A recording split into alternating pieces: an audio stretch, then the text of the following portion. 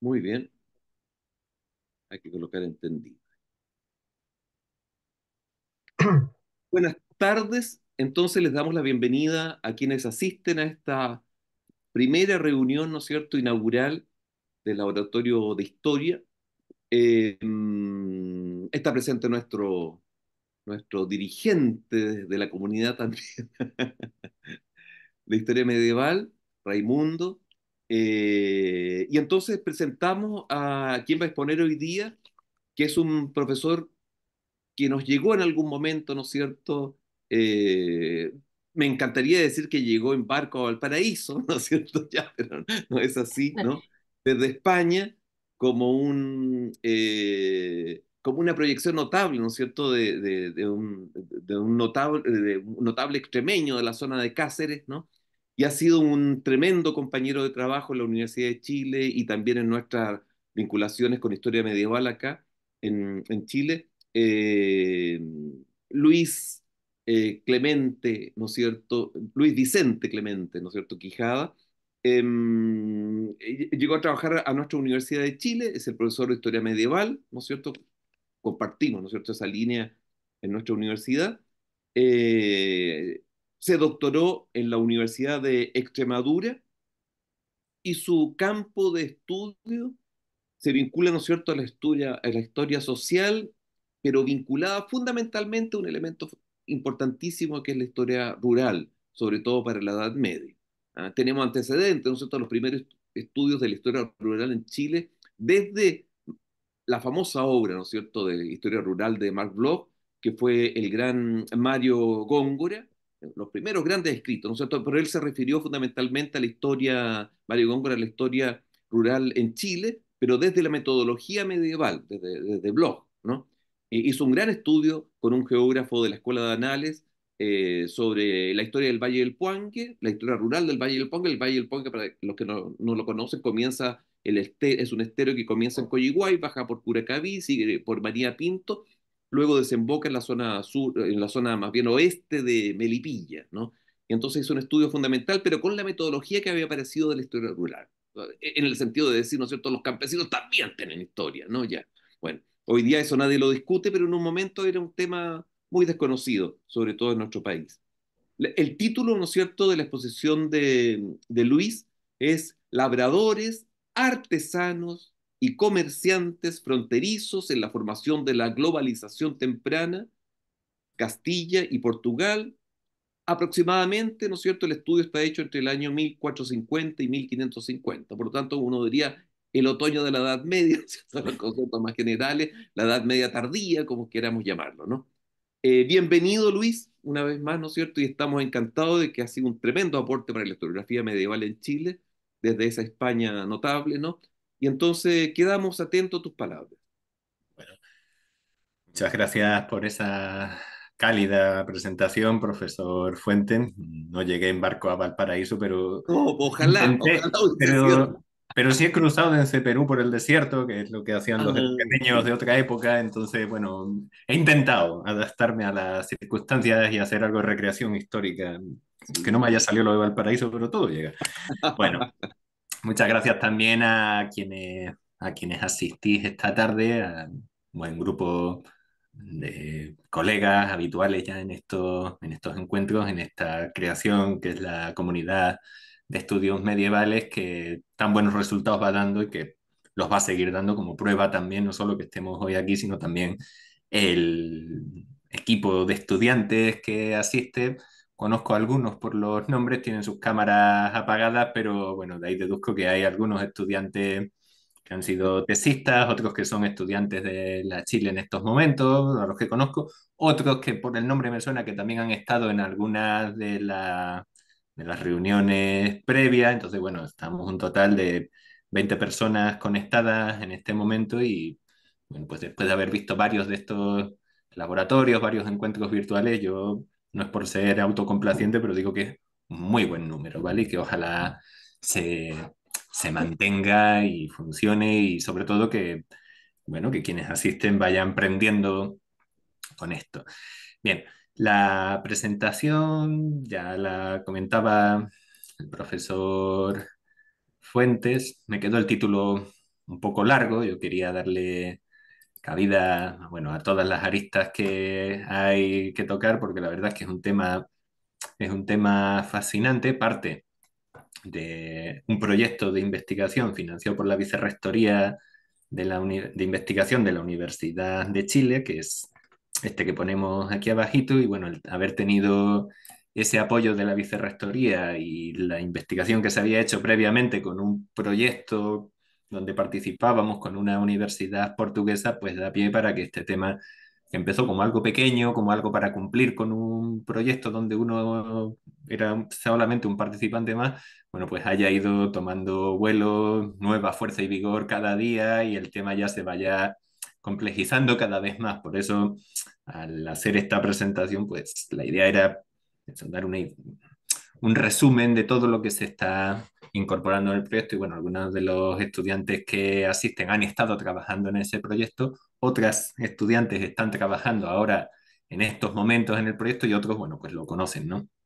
Bien, cuando se planteó la idea del laboratorio de historia medieval, hablando, ¿no?, en las reuniones previas en comunidades de estudios medievales, pues el nombre obliga, ¿bien? Y la idea al hablar de laboratorio era no solo dar una charla, hablar un poco de la historiografía que se está haciendo, que se puede hacer, sino también mostrar los materiales con los que se está trabajando, materiales además que fueran realistas, es decir, que se pueda acceder a ellos también desde aquí, algo que necesitamos todos, ¿no? No podemos estar financiando viajes a los archivos, pero hay mucho material en línea, y hay mucho material en línea y que además está, dicho sea, es el punto de partida de todo esto, prácticamente inexplorado. O sea, hay muchos documentos que han sido editados y que podemos aprovechar, y que, sin embargo, pues están ahí sin un tratamiento, ¿no? Esto es algo de lo que adolecemos muchos: publicas un documento y luego lo dejas y no vuelves a trabajar con él, y ahí, tal vez cuando juntas varios de ellos, pues hay unos datos muy valiosos. Entonces, los documentos con los que vamos a trabajar en la sesión de hoy son aranceles aduaneros medievales. Bien. Posiblemente quienes estáis leyendo sobre la temática diréis, bueno, pero no se conocen apenas aranceles aduaneros medievales para la corona de Castilla, para la frontera portuguesa concretamente, y de hecho si repasamos algunos libros ya un poquito más antiguos, pero que se tienen muy presentes, es lo primero que uno lee cuando se acerca a estos problemas, incluso se pone en cuestión que realmente hayan existido aduanas. Hasta los años 80 del siglo XX todavía se cuestionaba si alguna vez hubo aduanas en la frontera entre Portugal y Castilla. Lo que vamos a plantear aquí es que no solo hubo aduanas, sino que además conocemos varios de los aranceles que regulaban el tráfico de mercancías entre uno y otro lado de la frontera, y lo que hacemos también es, más que proponer una metodología, cada uno puede crear su propia metodología, ¿no? Lo que queremos ver es posibilidades de este documento para hacer historia económica y para hacer historia social, y seguramente habrá quienes desde él, quienes sí saben de esa materia, puedan hacer historia cultural, ¿no? Es decir, qué se consume, por qué se consumen algunos productos, no solo desde una perspectiva economicista, es decir, el poder adquisitivo, sino también los cambios en el gusto. Entonces, todo eso creo que se puede trabajar a partir del documento. Después de esta documentación vamos a ver algunos de los problemas en los que se inserta el proyecto que les citaba, que claro, son las líneas habituales que trabajamos en el grupo que hemos ido formando, ¿no?, con tesistas de años anteriores y de este año, que son líneas de historia social y económica principalmente, pero insisto, yo creo que hay muchas otras posibilidades, de ahí mi insistencia en presentar los documentos en la primera parte. Vamos a ver después un estado de la cuestión sobre los problemas a los que acudiremos, que es el conocimiento del sistema aduanero entre Portugal y Castilla, y después un poquito en qué medida esto contribuye al fenómeno de la temprana globalización. Sacaremos un extracto de datos y trataremos de presentar unas conclusiones, unos resultados, ¿no?, a partir de ese estado de la cuestión, el tipo de material que tenemos y qué nos podría decir el material. ¿Vale? Entonces, sin detenernos mucho más, vamos a hablar de dos materiales, principalmente aranceles aduaneros, pero también hay que contrastarlos un poquito con privilegios. Los privilegios son muy conocidos, ¿vale? Prácticamente cualquier documento medieval es un privilegio. Un privilegio, piensen que simplemente significa privata lege, ¿no? Privata lex, ley privada, no en el sentido de que sea inaccesible, sino que se entrega para una comunidad concreta, y eso no significa que sea válida para el resto. Es decir, lo que rige en esa villa, en esa ciudad, no es válida para otras, de ahí su nombre, ¿no? Esto es una ley concreta para esa localidad. Entonces vamos a trabajar con algunos de esos privilegios que tienen una peculiaridad, que es conceder una exención de portazgo. ¿Bien? En el mundo medieval, esto ustedes, la mayoría lo sabe, atravesar la puerta de una ciudad, es decir, atravesar el espacio cercado, implica que uno debe pagar un derecho de paso. ¿Bien? Sobre todo si viene de fuera, es decir, si no es un vecino de esa ciudad y va a vender cosas a esa ciudad, tiene que pagar un derecho de paso, o si es de fuera y compró algo en esa ciudad y se lo lleva, tiene que pagar un derecho por llevárselo. Es decir, cada ciudad medieval funciona como un pequeño estado. Es algo con lo que estamos familiarizados. Cualquiera que haya pasado a Argentina y haya querido traer mercadería, pues ha tenido que declarar en la aduana. Hay exenciones para ciertas cantidades, o si trae unos regalos, no tiene por qué andar pagando, pero si trae unas cantidades más grandes, pues sí paga. Bueno, pues esas exenciones funcionan también en el mundo medieval, funcionan en la frontera. Hemos hablado en reuniones, en encuentros previos el año pasado en la Universidad Andrés Bello, cuando nos juntamos, también en la Universidad de Valparaíso, hemos hablado de este tipo de documentos. Algunos ya los conocerán y a ellos les vamos a añadir los aranceles. ¿Qué caracteriza a todos estos documentos? Bueno, pues son materiales muy a menudo desconocidos, es decir, aranceles prácticamente no se conocen, aunque había algunos publicados. Privilegios de exención en la frontera tampoco se conocen tantos, de hecho muchos de ellos no se han conservado y los conocemos por referencias en crónicas posteriores. Bien.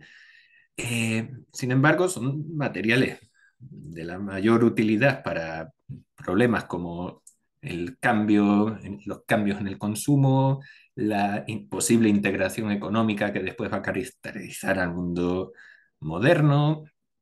Bien, estamos ante materiales que yo creo que iluminan espacios prácticamente inexplorados de la historia económica y la historia social, al menos para la Corona de Castilla. Digo para la Corona de Castilla porque en otros lugares, por ejemplo, la historiografía inglesa sí trabaja mucho esto, ¿vale? La historiografía social inglesa trabaja mucho el consumo, el acceso al crédito, y nuestros colegas que trabajan Corona de Aragón también, pero ellos lo hacen desde otro tipo de materiales, lo hacen normalmente con protocolos notariales, testamentos, inventarios de bienes. Entonces son unos documentos que tienen una gran riqueza de productos que aparecen ahí y que son de consumo cotidiano. No tenemos prácticamente documentación notarial para Castilla antes del siglo XVI. ¿Cómo sabemos qué consumen? Bueno, hay muchas maneras de aproximarse, y lo que vamos a plantear hoy es cómo aproximarnos a esos problemas desde los privilegios y la documentación aduanera, los aranceles, ¿vale? Entre los privilegios, he hecho esta selección para un tramo de la frontera que va desde aproximadamente el sistema central de la península ibérica, la cordillera que divide a la península ibérica por la mitad, hasta las cercanías de Sevilla, para que nos ubiquemos, es decir, un tramo de frontera que mide aproximadamente 300 kilómetros, ¿vale? Y a lo largo de esos 300 kilómetros, si nos fijamos, en la segunda mitad del siglo XV, pues aparecen muchos documentos con exenciones para personas que pasan al Portugal y vuelven de Portugal con mercancías. Estos privilegios, si nos fijamos en la petitio es la parte donde el documento refleja que fue una petición de la población, dice, normalmente no tiene la fórmula de por cuánto nos pidieron, por cuánto nos suplicaron, por cuánto nos dijeron, es decir, parte de una petición de las personas que allí viven a su señor, la autoridad jurisdiccional, que en este caso la mayoría es el maestre de la Orden de Alcántara, en este caso es el maestre de Revejo de la Orden de San Juan, y en el caso de Portugal es directamente la monarquía portuguesa. Pero todos parten de una petición a la que el señor accede por, bueno, eso lo trataremos en otra ocasión, por qué acceden los señores a esas peticiones, pero ellos acceden y entonces conceden lo que la población les está pidiendo.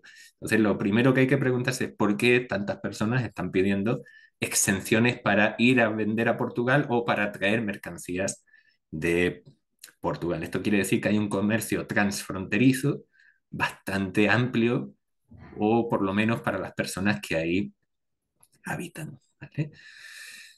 Bien, sin embargo, paradójicamente, aunque tenemos esa colección de privilegios, no sabemos nada de las condiciones del sistema aduanero. Todo el mundo lo menciona, se habla de la alcaldía de Sacas, a menudo se confunde la alcaldía de Sacas. El año pasado, en una tesis de grado que desarrollamos por un estudiante que ahora va a seguir con su magíster, ¿no? Ismael Blanco. Bueno, la tesis de Ismael Blanco pues aclaró muchas cosas sobre qué es la alcaldía de Sacas y por qué el alcalde de Sacas no es el aduanero. El alcalde de Sacas es un funcionario real para vigilar el contrabando, es una especie de guardia de frontera, pero no es el encargado necesariamente de gestionar la aduana. Eh, Esto que ya se perfilaba allí se corrobora también con algunos de estos documentos arancelarios, ¿bien? Que nos empiezan a iluminar un poquito por qué la historiografía de los años 80 llegó a plantearse que tal vez nunca hubo aduanas. Y la cuestión es que esos cobros aduaneros están mezclados con los portazgos, es decir, con ese portazgo que cobra cualquier villa medieval, bueno, pues se le cobra a quienes van a Portugal, quienes van a otro reino, como si fueran a cualquier otra villa. Entonces, es una tarifa que existe, pero está en manos de los concejos, ¿no? De digamos, las municipalidades de la época son las que cobran esa tarifa, y a ellas la corona les está creando una administración paralela que son las alcaldías de Sacas. De ahí viene que en ocasiones cuando revisamos cuadernos de cortes, que se conocen los cuadernos de cortes, son accesibles, están publicados desde el siglo XIX y luego han sido digitalizados, ¿no? Pues no haya nunca aranceles ni referencias a los aranceles, claro, porque no es una cuestión que esté en manos del rey todavía, es algo que está en manos de los concejos. Cada concejo tiene, por tanto, sus propios aranceles. Bueno, pues lo que hemos hecho ha sido identificar algunos de estos aranceles, como ven, publicados desde los años 80. Este es uno de los primeros, el de la tierra de Badajoz, y apareció en un artículo de Angus Mackay que se titulaba precisamente "Seguro que no existieron las aduanas en la Edad Media". Claro, se decía que no, y él encuentra uno y dice, bueno, es que tal vez sí había. Después hay otro que ha pasado muy desapercibido, precisamente porque es un portazgo, que es el de la tierra de Ciudad Rodrigo. Si no conocen Ciudad Rodrigo, una ciudad muy chiquitita, pero está cerca de Salamanca, que esa sí es conocida. Bueno, pues para 1437 se conoce un arancel de Ciudad Rodrigo, también desde los años 80, pero insisto, pasó desapercibido. Otro para la tierra de Alburquerque, el Alburquerque española, de donde viene el nombre del Alburquerque que hay en los Estados Unidos, no porque la fundaran personas de esta ciudad, sino porque algo tuvo que ver el duque de Alburquerque en la formación de aquel lugar, ¿vale?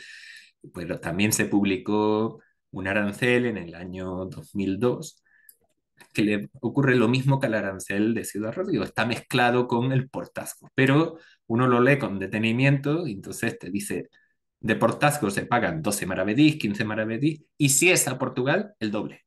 Vale, entonces ahí nos está indicando que este arancel, esta tarifa, este tarifario también está incluyendo a Portugal, y nos está diciendo que los cobros de esos derechos de tránsito están en manos de los consejos, ¿no? De las comunidades de Villa y Tierra locales. Hay una referencia más, que es este arancel de la villa de Valencia de Alcántara, un pueblito muy chico hoy, pero que en su momento era la cabecera de una tierra muy amplia. Este sabemos que existe porque lo cita un cronista. ¿Cómo se hizo?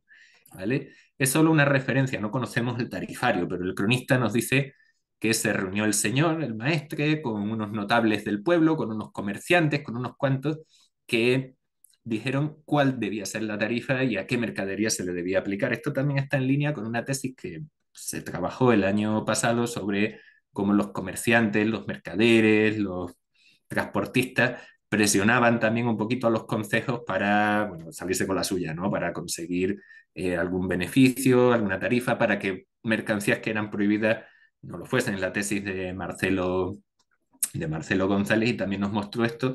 Entonces se ve también cómo se aplica el arancel de la frontera en esta villa, en Valencia de Alcántara. Y bueno, y ahora tenemos otro que es el que les voy a presentar, que es este, que está en edición. Lo encontré por casualidad buscando otra cosa, nada que ver, en el Archivo Histórico Nacional, y aparecía, ¿vale? Entonces, este es el arancel de otra villa fronteriza que es la de Alcántara. Entonces, si juntamos Badajoz, Alburquerque, ¿vale? Valencia de Alcántara, la tierra de Alcántara, prácticamente esos 400 kilómetros de frontera de los que decíamos la tenemos cubierta, es decir, tenemos aranceles para prácticamente los 400 kilómetros, todas las villas que se sitúan ahí.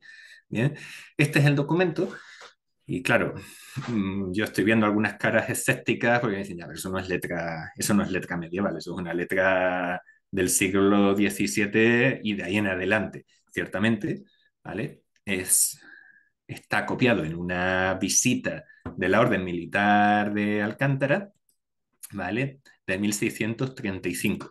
Pero el visitador de la orden, la persona que vino a hacer la visita, a inspeccionar los documentos de la localidad y demás, nos explica cómo encontró este documento y tantos otros, ¿no? Nos dice que está en el archivo, que lo ha visto y que lo copia, pero que además lo habían copiado varios visitadores anteriores. Las órdenes militares tienen este régimen de visita donde periódicamente acuden enviados del rey, porque se las quedó el rey a partir de 1500, ¿vale? A pasar revista, a que todo esté bien, a que las rentas de la corona no se estén menguando en estos lugares. Entonces dice que él está copiando lo que copiaron varios visitadores y va haciendo memoria de todos los visitadores previos y nos llega hasta una de 1535, ¿vale? Entonces, este dato que aparece en el documento es la cuestión fidedigna de que no es un arancel del siglo XVII, sino que es una copia que al menos se copió por primera vez en 1535. En el trabajo de edición que estamos haciendo, pues aparecen otras referencias, en algún lugar del arancel dice, bueno, pero esto está en moneda vieja, así que ahora tendríamos que cobrarlo en moneda nueva, que es muy sencillo, es cobrar el doble de la moneda vieja. Por ahí intuimos que entonces el arancel debe ser anterior a 1497, porque es 1497 cuando los reyes católicos con la pragmática de Burgos acuñan el maravedí nuevo, ¿vale? Lo que se conoce también como moneda blanca. Bien, podemos ver también que para Valencia se hizo un arancel en 1480, pero esto es solo una aproximación. O sea, podría ser que el arancel se haya hecho a la par que el de Valencia, porque son dos ciudades, dos villas de la Orden de Alcántara, pero eso ya es aproximativo. Los datos que tenemos es copiado por primera vez en 1535 y una referencia a la moneda vieja y moneda nueva que nos indica que se había redactado ya antes de 1497. ¿Bien? Esta es la transcripción en curso de este documento. Esperamos publicar en el grupo más adelante. Bien, bueno, la estructura que tiene ya la veían aquí a la izquierda, pero es esa, ¿vale? Dice los productos que circulan, que atraviesan la frontera y cuánto hay que cobrarle de tarifa, ¿no? A la cera pues se le cobran 8 maravedís, a los cueros curtidos se le cobra un maravedí a cada uno, a la carga de congrios, de atunes, de lenguados, pues se les cobra 8 maravedís por cada carga y así. Tenemos en total un listado de más de 70 productos que circulan. Algunos de ellos son productos básicos, o sea, trigo, dirán, bueno, trigo, miel, ya en todas partes se consume trigo y miel, eso no nos dice nada, pero empiezan a aparecer con mucha frecuencia otros productos como los cueros. Cuando aparecen muchos cueros y sobre todo una gran variedad de cueros, aparecen cueros de vacuno, badana, pelleja, cordobán, entonces te está indicando que por ahí cerca o en algún lugar tiene que haber alguna especie de sector manufacturero especializado en la curtimbre o que consume estos productos, ¿vale? O esa es nuestra interpretación. Entonces, privilegios por un lado, aranceles por otro, este que está en edición y los que veíamos en el documento anterior, que nos permiten ya cubrir prácticamente toda la frontera entre Portugal y Castilla. Bien, ahora, ¿qué hacemos con esto? Bien, lo decía al comienzo de la conferencia, hay muchas posibilidades, insisto, habrá quien pueda plantearse cuestiones sobre el cambio de los justos. Bien, también podemos ver qué productos circulan para hacernos una idea de cómo está funcionando el sector manufacturero, el sector primario, etcétera. Bien, entonces, estos materiales nos sirven en principio para muchas cuestiones, historia económica, historia fiscal, ¿vale? Yo lo estoy llevando por la vía de la historia del consumo, ¿no? La historia de la demanda. Si estos productos circulan es porque alguien los está consumiendo, por supuesto, alguien también los está produciendo. Esto nos ha llevado también a reflexionar, y así lo están haciendo bueno, pues quienes están haciendo sus tesis o las han hecho ya en estos temas sobre las raíces de la globalización, algo de lo que ya hemos hablado también en encuentros previos entre nosotros, ¿vale? Que es, al hacerlo se están consolidando algunas vías por las que luego van a circular otros productos. Terminaremos la charla con ellos precisamente.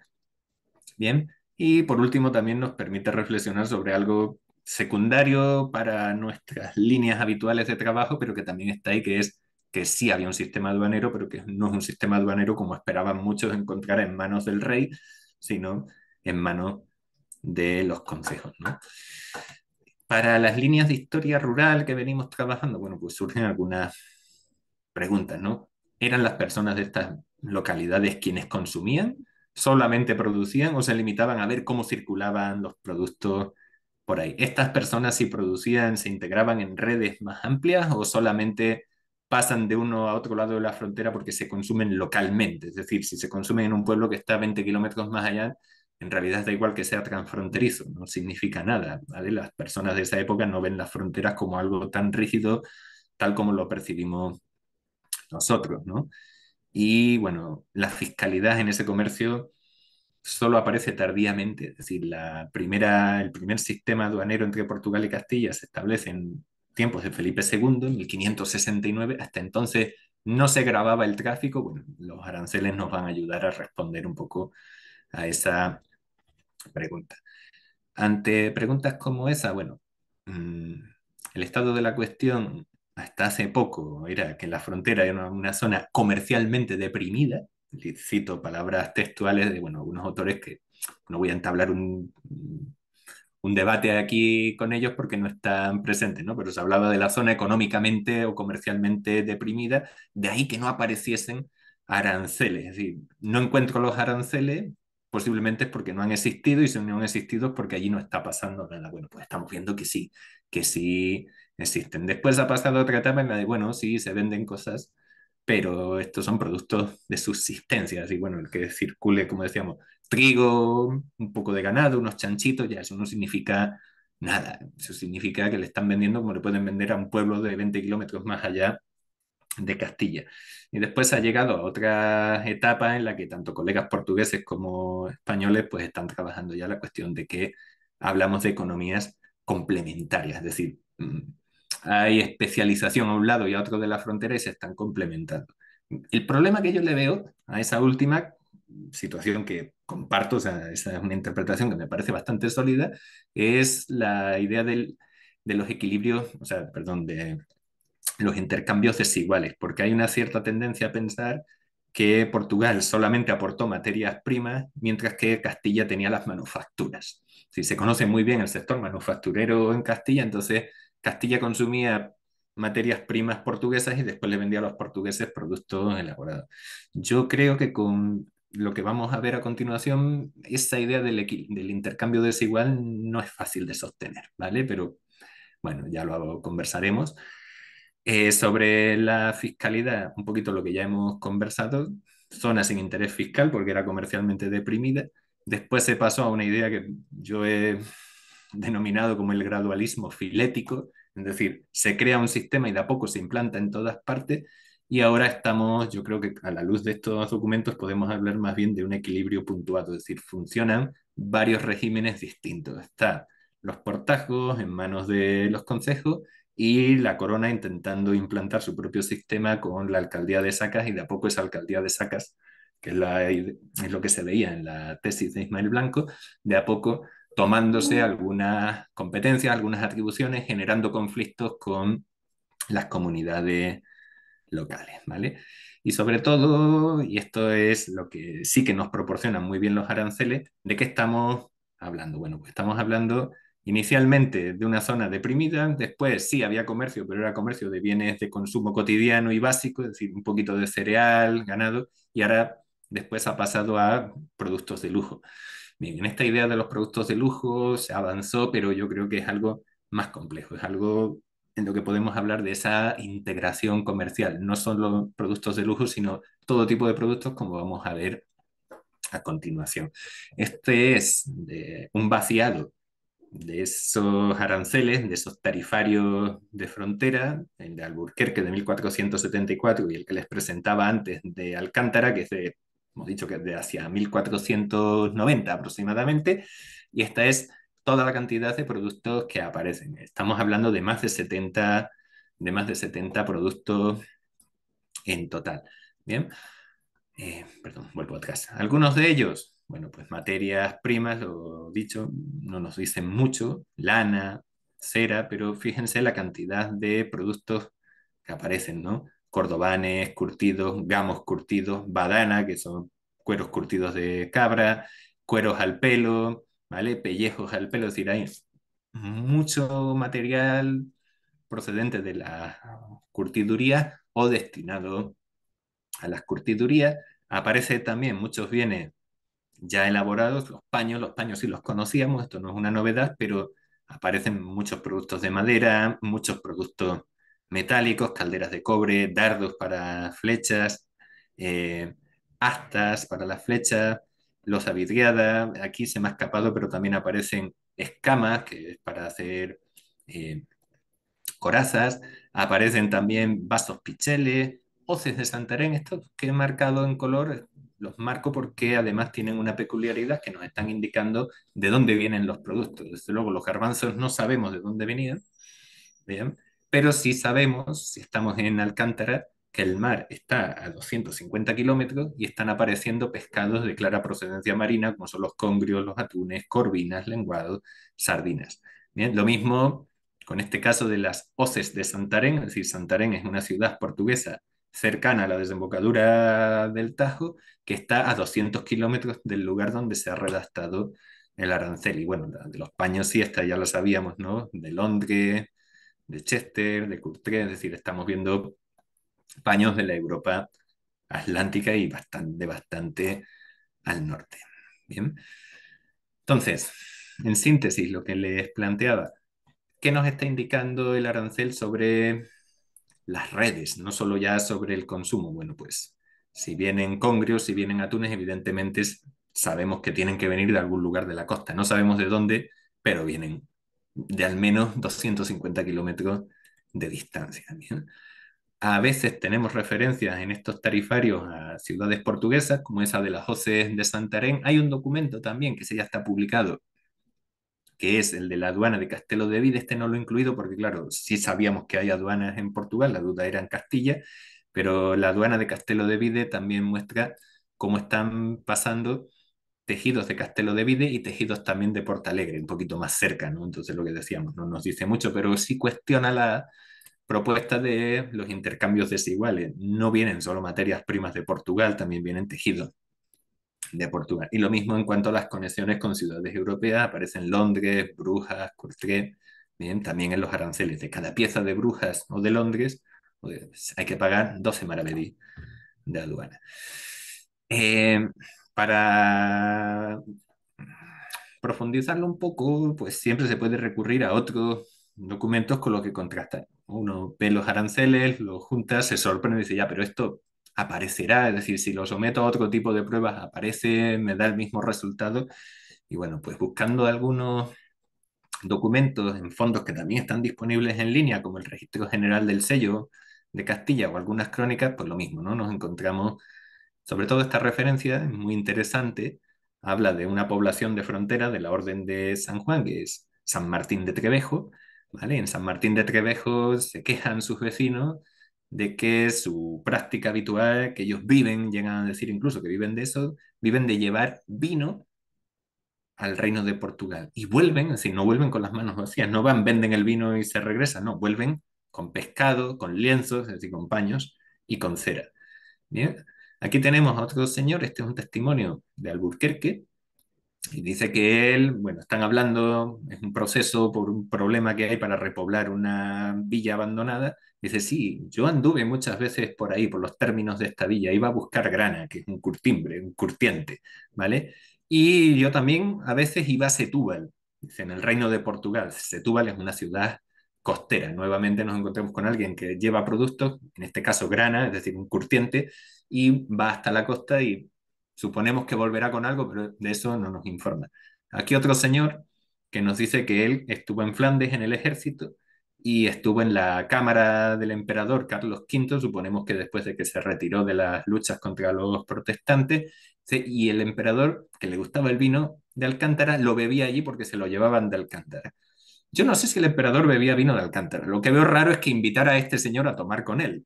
Pero bueno, si lo invitó o no lo invitó, él dice que sí y nosotros nos vamos a quedar con el dato de que le llevaban vino de Alcántara a Carlos V. Si lo invitó o no lo invitó, bueno, pero por lo menos el dato sí tiene un poquito de coherencia con lo que vemos aquí, ¿no? Vino que se va a Portugal, productos que llegan hasta la costa, suponemos que desde la costa no se lo tomaban todos los marineros en tierra, algo también exportarían, aunque eso no lo hemos visto aún, ¿vale? Y luego productos que sabemos que vienen desde la frontera, o sea, desde la costa hacia la frontera, pues los que tenemos bien identificados son todos esos del arancel, los pescados, pero por aquí hay otras referencias. Hablábamos del arancel de Ciudad Rodrigo antes, bueno, pues aquí hay personas de Ciudad Rodrigo, se ve que era un equipo de transportistas de Juan Velasco y de una señora que se llama Mari Sánchez que iban con sus acémilas, es decir, con sus mulas, a por sardinas al reino de Portugal.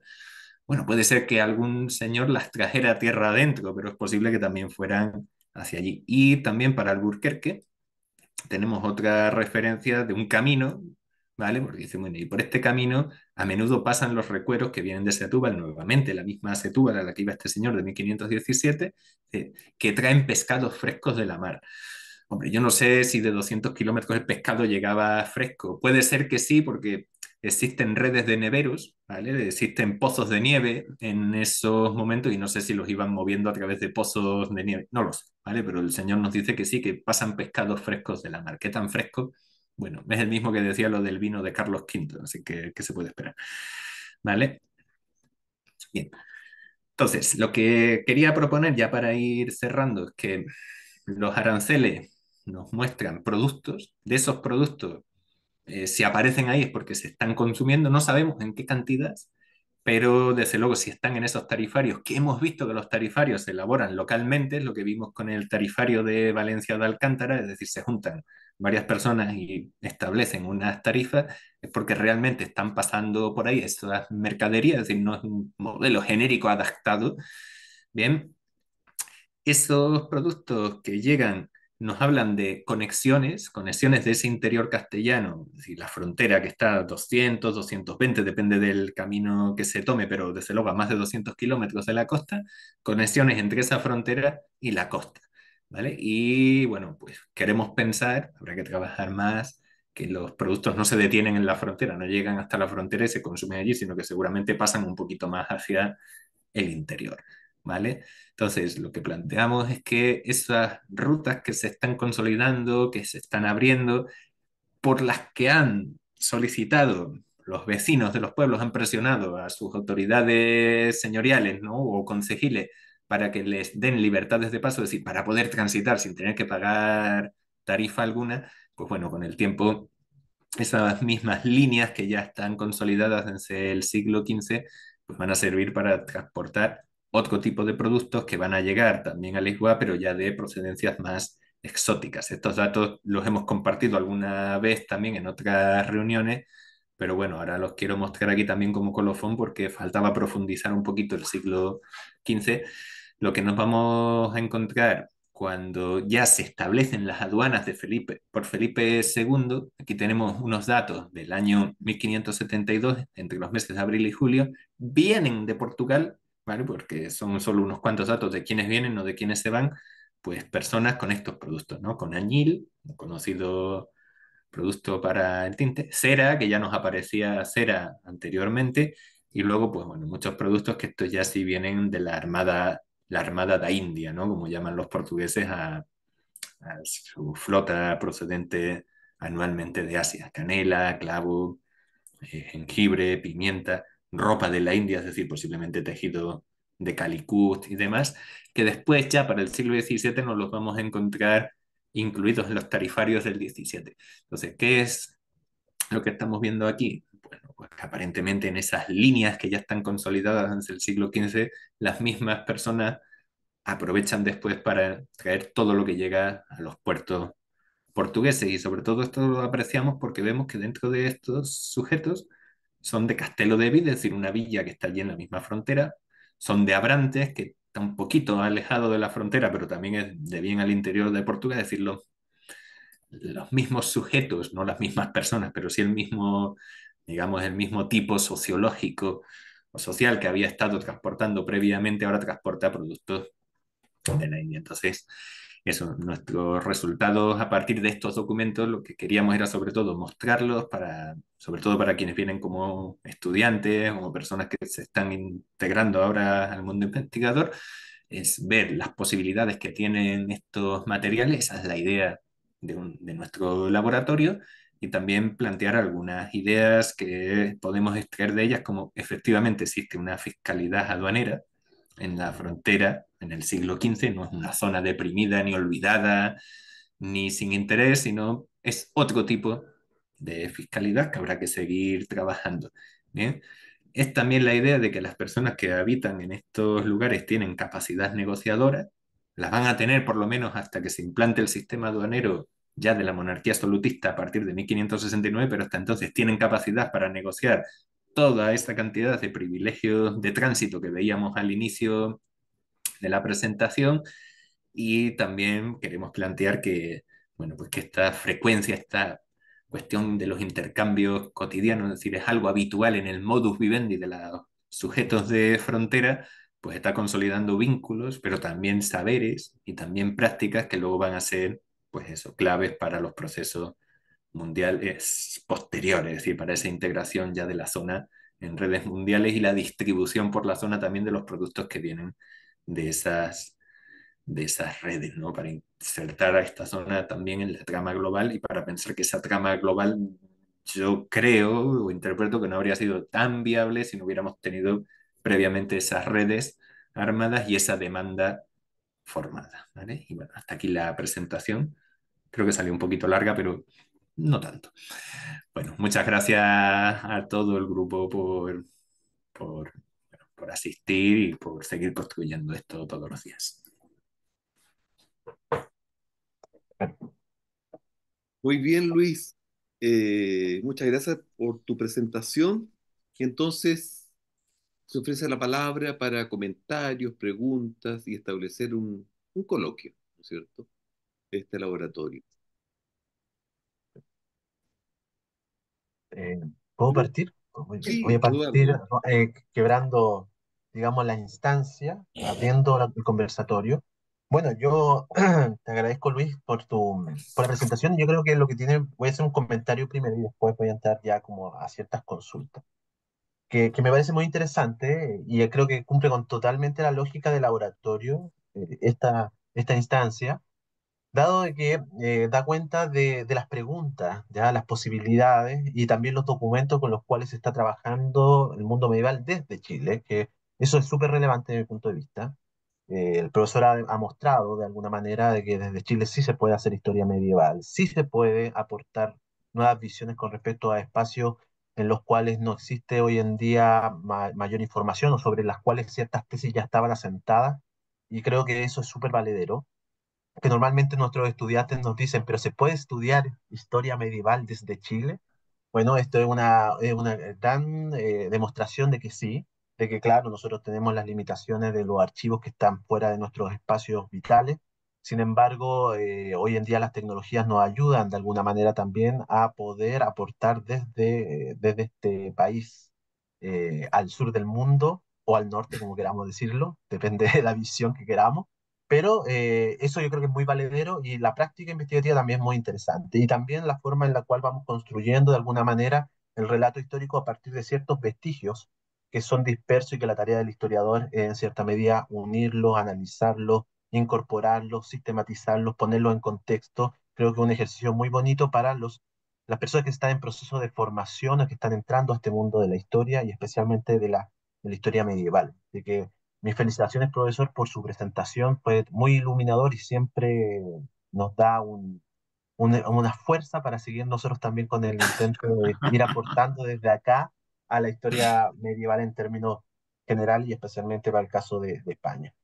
Bueno, Eh, eh, Más allá de eso, estimado, mi pregunta o mi observación, bajo entendiendo que esto está en un proceso de construcción y que también aparecen muchas preguntas, etcétera, etcétera, es el movimiento, ¿ya? El movimiento de estas mercaderías y de quienes protagonizan esta mercadería, porque observándolo en base a lo que tú nos presentaste, veo de alguna manera que es la población de la zona castellana la que aparentemente se mueve hacia Portugal y luego retorna con los productos hacia Castilla y tal vez ellos realizan ciertos trabajos de reparto. Mi pregunta tiene que ver con lo siguiente, tiene que ver con que existe evidencia, tal vez por allí tú hayas encontrado, de portugueses, ¿ya? Que ellos viniesen a Castilla y hicieran el mismo recorrido, pero con la lógica de traer ciertos productos, vender productos y extraer de Castilla hacia Portugal cierta producción. Y por otra parte, ¿son comerciantes o son labradores que también desarrollan o podrían desarrollar también acciones comerciales ellos mismos? Lo cual se ve hasta el día de hoy en algunas comunidades campesinas, se veía por lo menos hasta la década del 90 en algunas comunidades campesinas, en las cuales, por ejemplo, en la cornisa cantábrica, como productores de queso, producían el queso y aparte de eso también lo distribuían a través de sus propias mercadito y cosas por el estilo. O sea, tenían la doble función, productor y comerciante. Acá, si tú tienes alguna noticia con respecto a esto o alguna sospecha también, si son, en el caso, por ejemplo, de los que comercializan cuero, son, ellos producen el cuero y aparte de eso también lo comercializan o en cierta medida hay una figura intermediaria que toma el producto y lo traslada a la frontera o cosas por el estilo. Porque creo que es interesante porque también habla de la multidisciplina, podríamos decir, dimensión de la productividad de un individuo. Hoy en día estamos muy acostumbrados a que el productor vende a intermediario y el intermediario es un especialista en el intercambio, ¿ya? Y normalmente el productor queda muy a lo que el intermediario propone como precio. Entonces, eso me gustaría si tienes alguna sospecha. Yo sé que los documentos que tenemos o que tú tienes no nos dan la respuesta a eso, pero por lo menos alguna sospecha al respecto. vale. Bueno, Eduardo, pues gracias por tus palabras al principio, ¿no? Porque sí, es verdad que está muy bien hacerlo desde acá y bueno, pues también se ven los tesistas que van haciendo sus trabajos en todos estos años. Y de hecho, para responder un poco a lo que planteas, te voy a responder desde algunas de las tesis, porque son los tesistas quienes saben de esto incluso más porque lo han trabajado. Sobre, por ejemplo, lo que consultabas del caso de los cueros, eso no lo cité antes porque, bueno, tenía que acortar un poco, pero el año pasado se hizo una tesis también de grado sobre los curtidores y zapateros de Alcántara por Matías Lago. Claro, ahí lo que veía era, bueno, tenían incluso unas ordenanzas propias de precios, de tarifas, entonces eso ya te estaba indicando que era un sector importante, es decir, no eran unos cuantos zapateros que había por allí.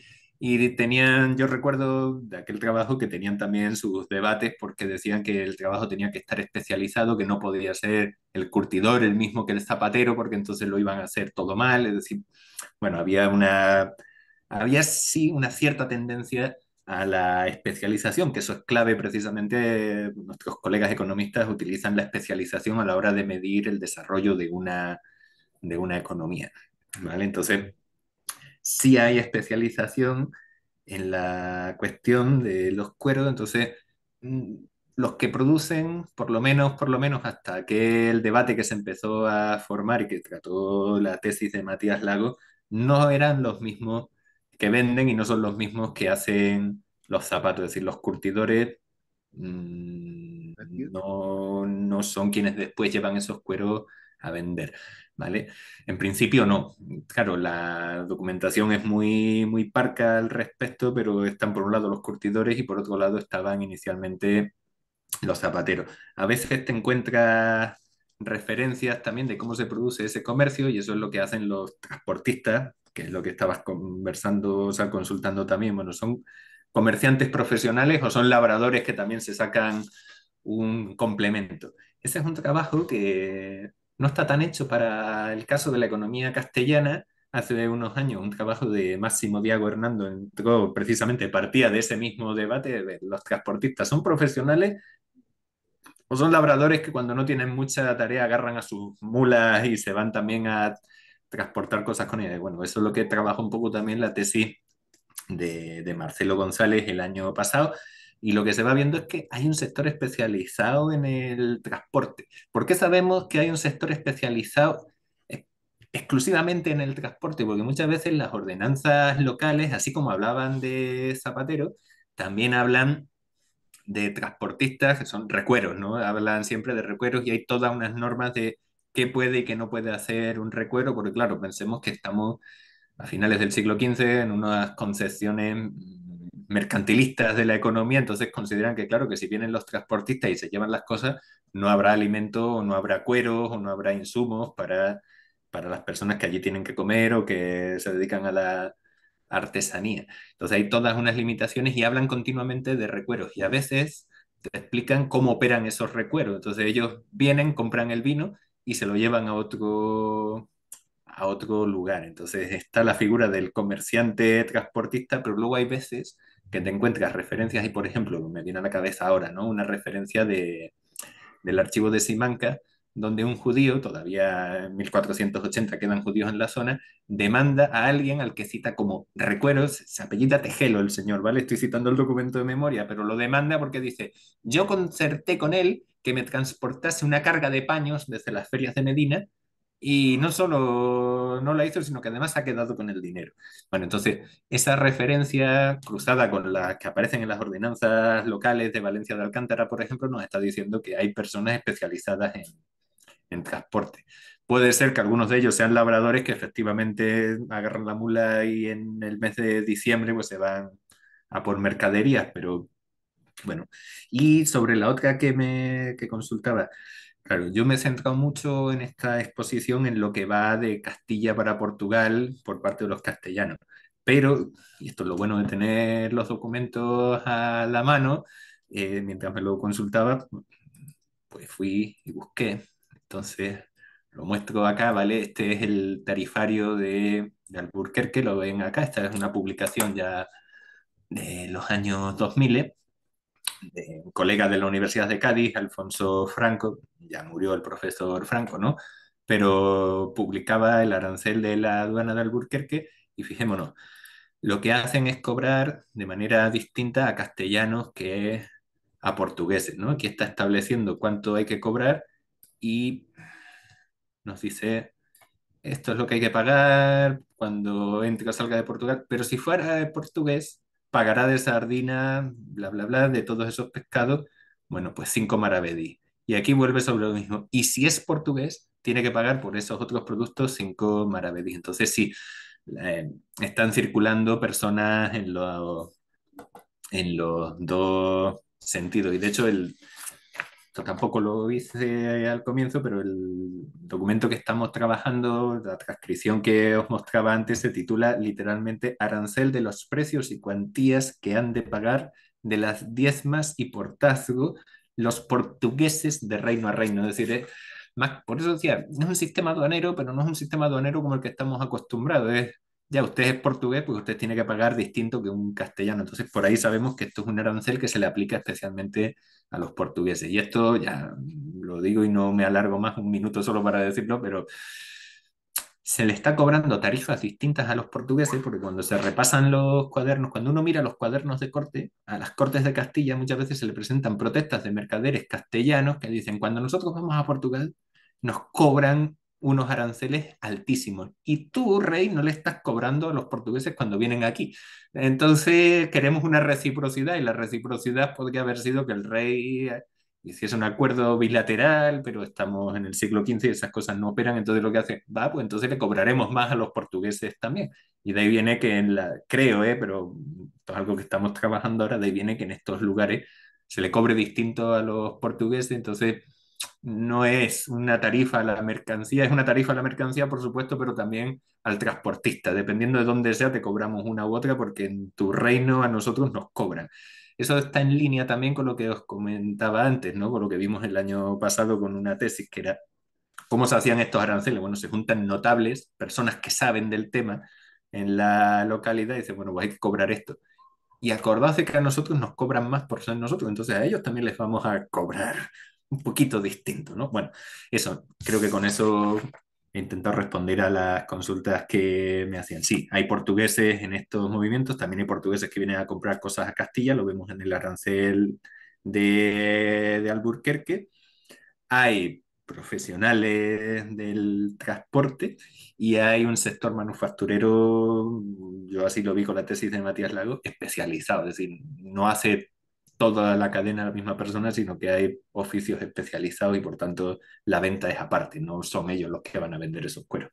¿Vale? Eso. Súper, muchas gracias, Matthew.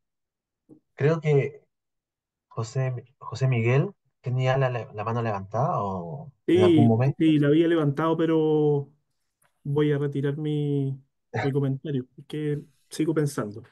Bueno, Perdona.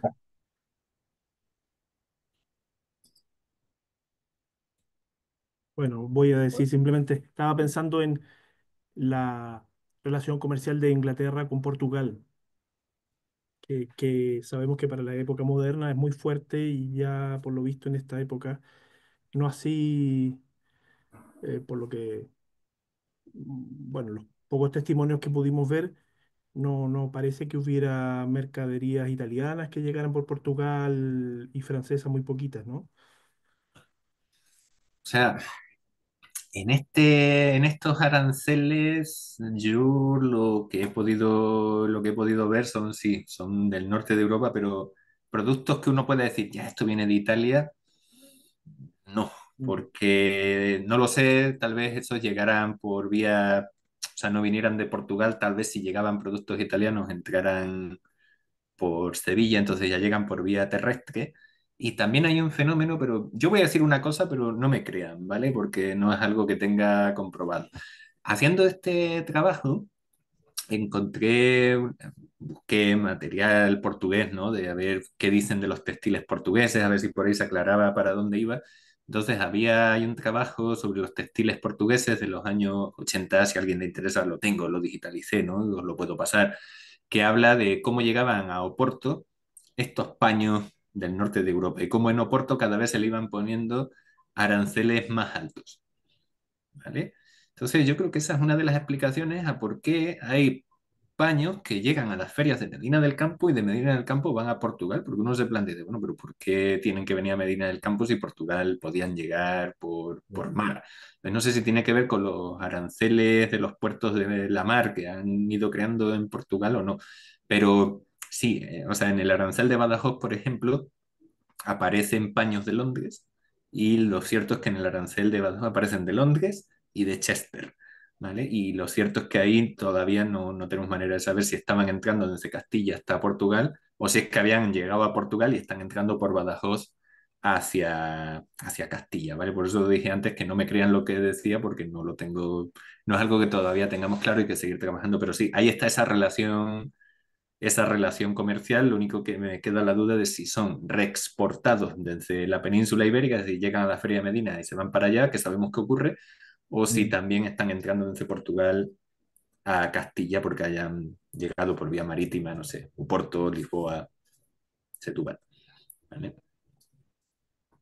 El arancel, este, por cierto, si quieren se lo muestro porque eh, debo tenerlo acá. Eh, a ver, aquí. ¿Vale? Voy a compartirles la referencia de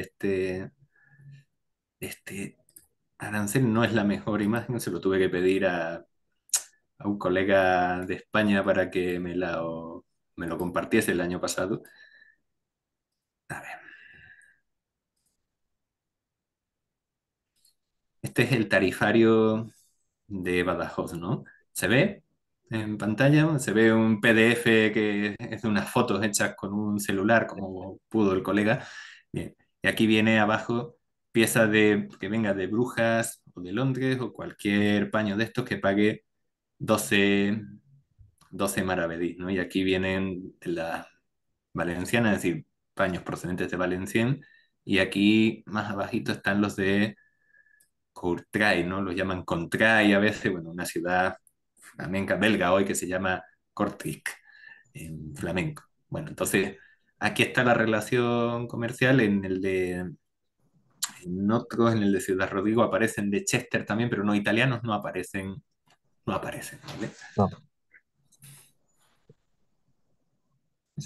Por ahí Adrián Godoy tiene la mano levantada. Malena, como dice. No me vi, Malena tiene. señora, lo siento. Perdón, perdón. Es su computador.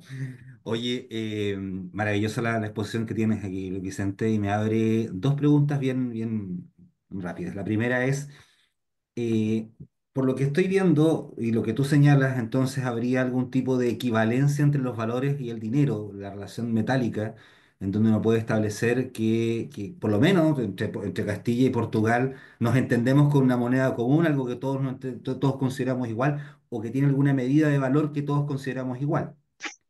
Y esa es una gran duda, porque evidenciaría un desarrollo económico y un desarrollo monetario bastante sólido como para que todos nos entendamos, si es un comercio así. No sé si eso es así o hay alguna referencia a ello.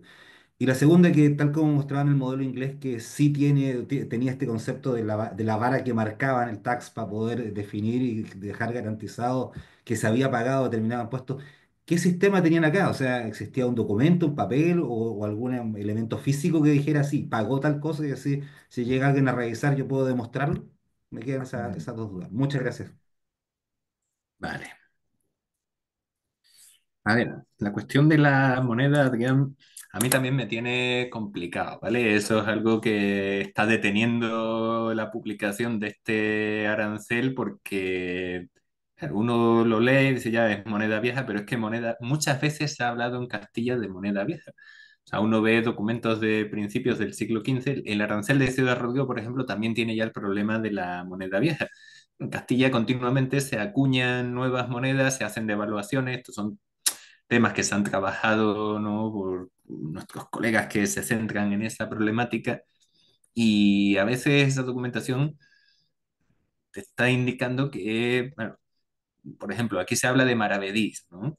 Los maravedís son una unidad de cuenta, prácticamente ya no existían, tengo entendido que no existían maravedís, pero ellos siguen contando en maravedís, entonces deben tener sus equivalencias mentales porque a lo mejor no pagan evidentemente en maravedís y pagan una cantidad de monedas que tenga la plata equivalente que debían tener esos maravedís. Por eso ellos cuando actualizan los aranceles, voy a mostraros la transcripción que está por aquí. Cuando lo actualizan, pues hablan de esa cuestión de que hay que hacerlo con moneda, están en moneda vieja y hay que pasarlos a moneda nueva. Incluso,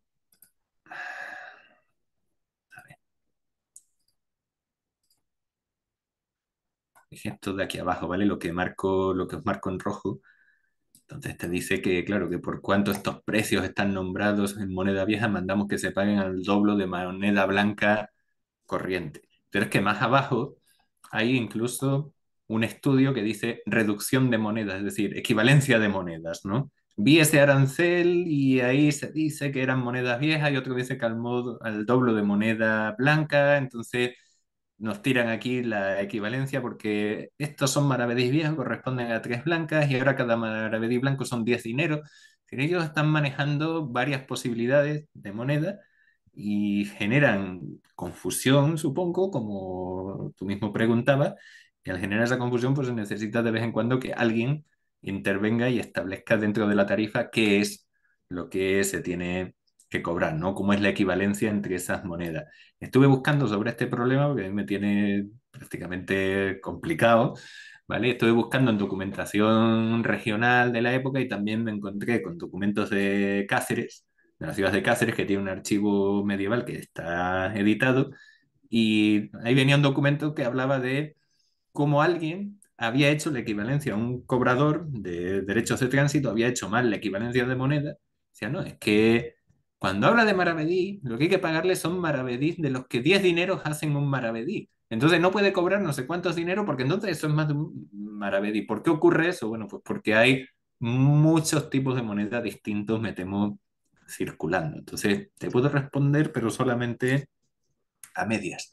Ellos hablan de dineros y maravedís en el arancel y se ve que eso debe ser algo que entienda todo el mundo como unidad de cuenta y deben tener después sus equivalencias con las monedas disponibles en el momento.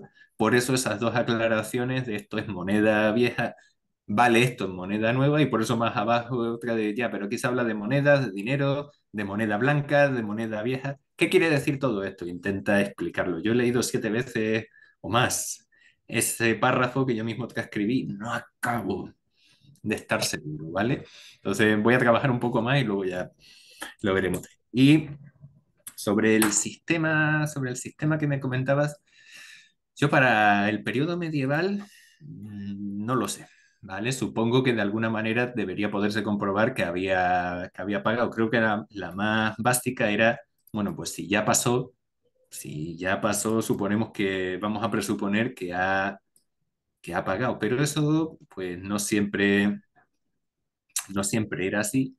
Entonces, cuando se crea el sistema aduanero común, del que comentaba que es ya un problema del siglo XVI, el de 1569, ahí sí, en una documentación que manejé en esas que citaba al final de la presentación, las de 1572, ahí sí, eso concretamente son licencias de aduana, es decir, pagas los derechos y el aduanero te expide una licencia que os las voy a mostrar para que las veamos, ¿no? Que era también la idea, ¿no? Ver un poco los documentos.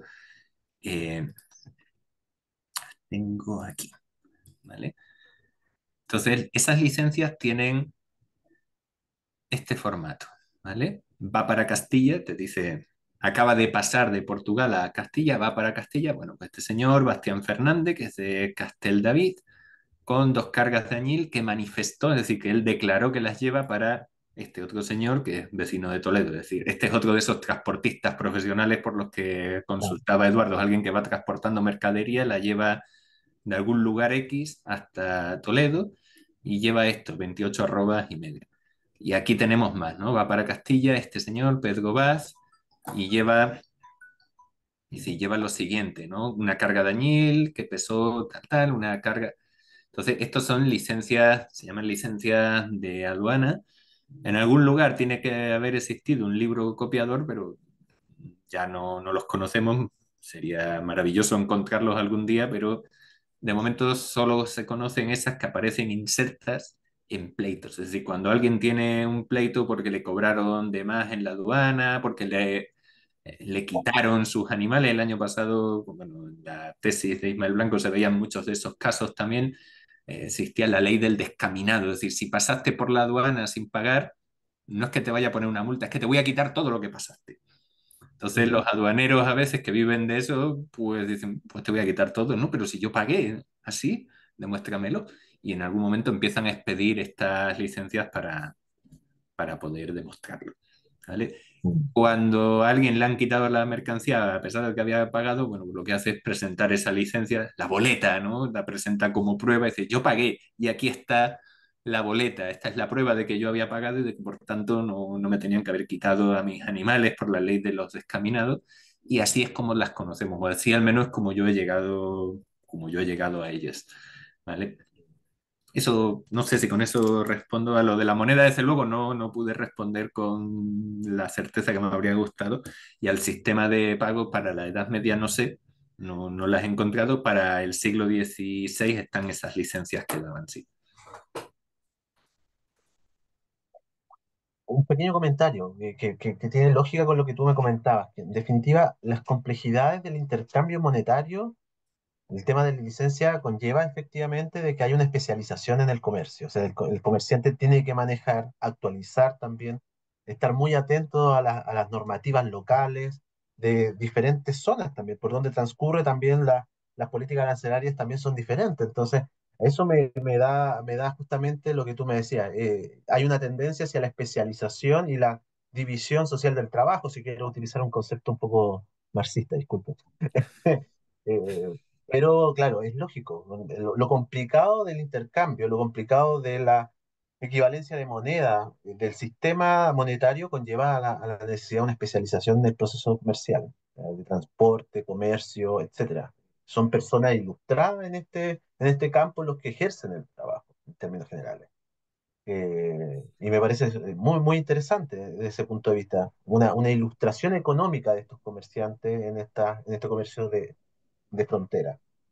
No sé si hay algún colega, compañero. Ítalo está, levantó la mano. Así que adelante, profesor. Sí, sí, una pregunta que vincula nuestro presente a ese pasado, quizá. Eh,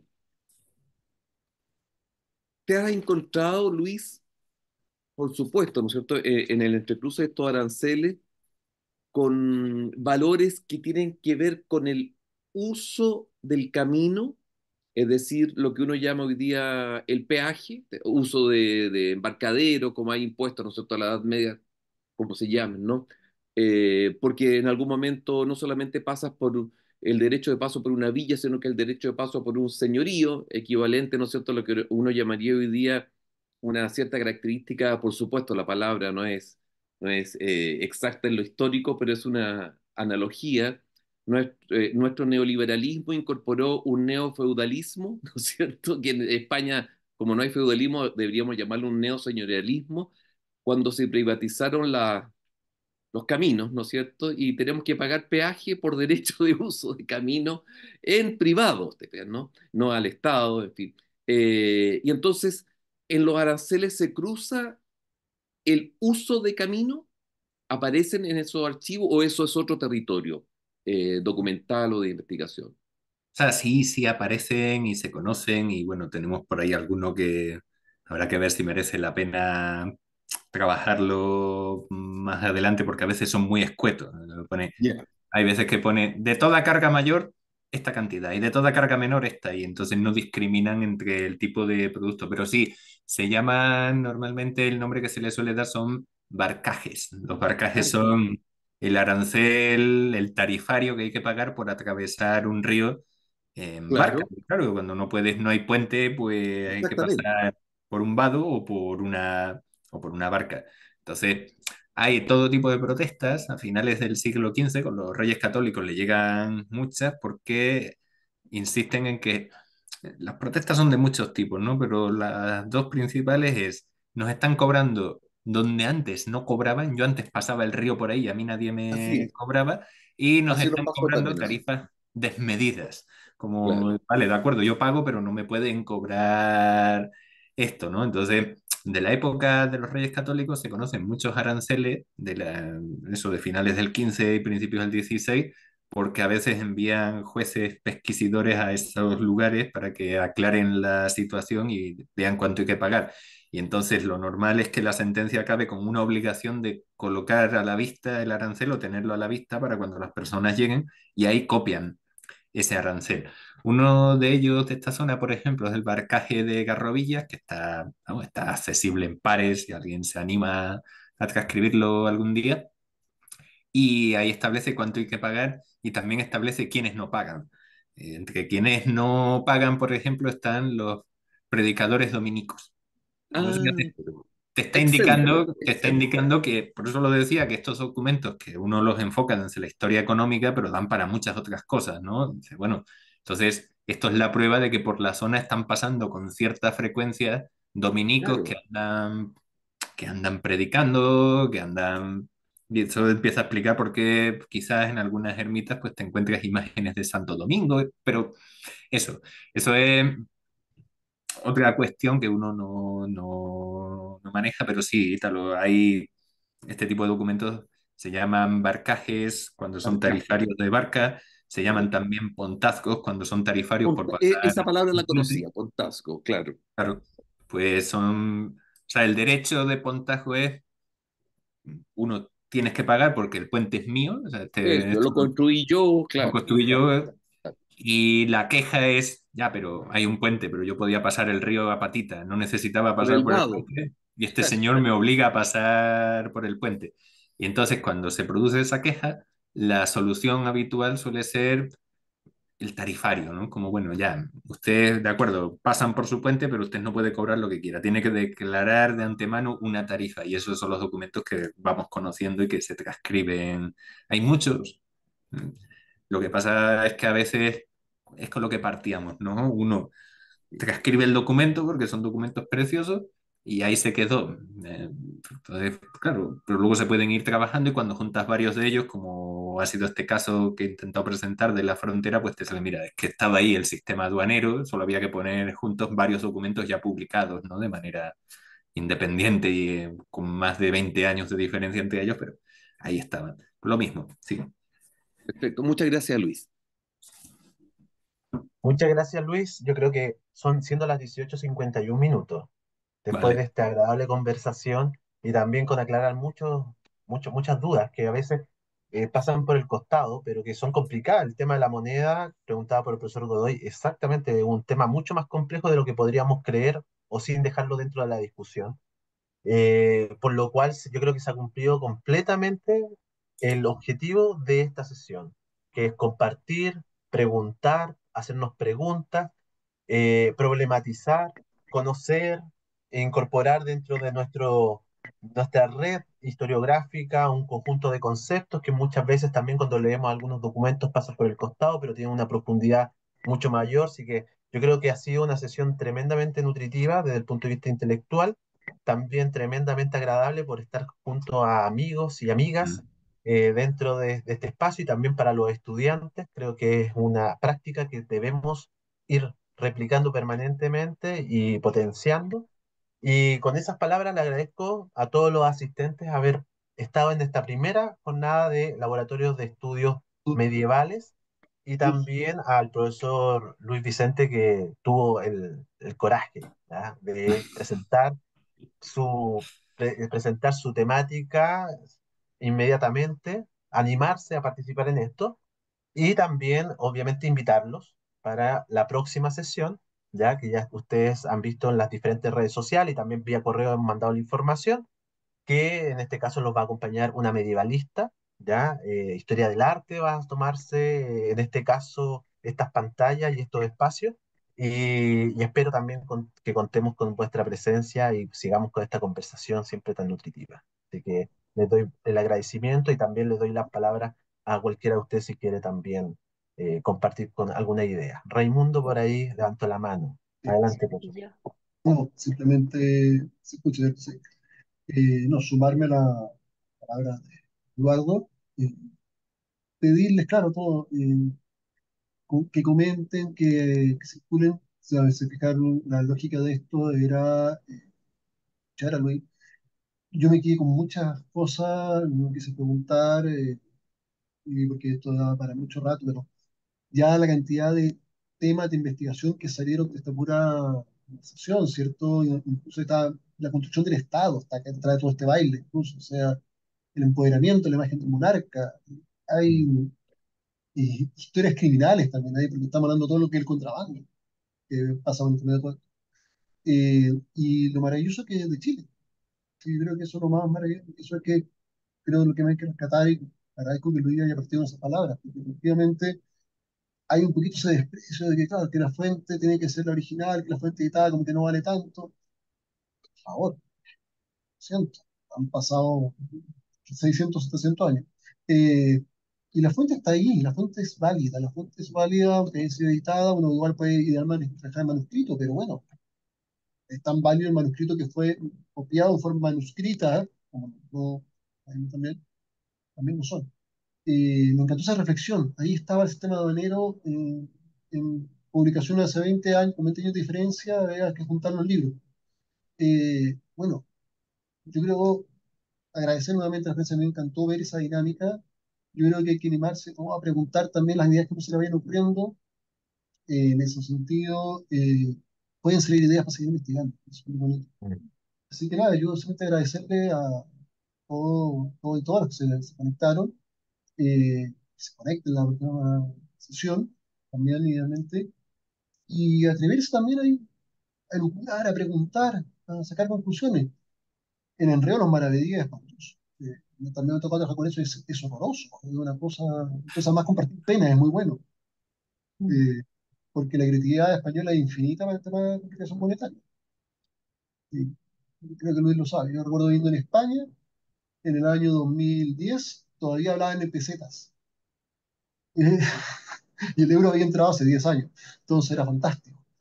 Ciertamente ahí lo único que Z hacían. y en ¿Cómo? duros. Cuidado, que también se hablaba en duros, que eso Sí, es peor aún. sí, verdad, hablaban en duro en pesetas y bueno, que son tantos de las antiguas pesetas. Y uno quedaba ahí, pero, ¿y a qué billete le paso, señor? Por favor, dígame. Chauchas sería acá, por las chauchas. Claro.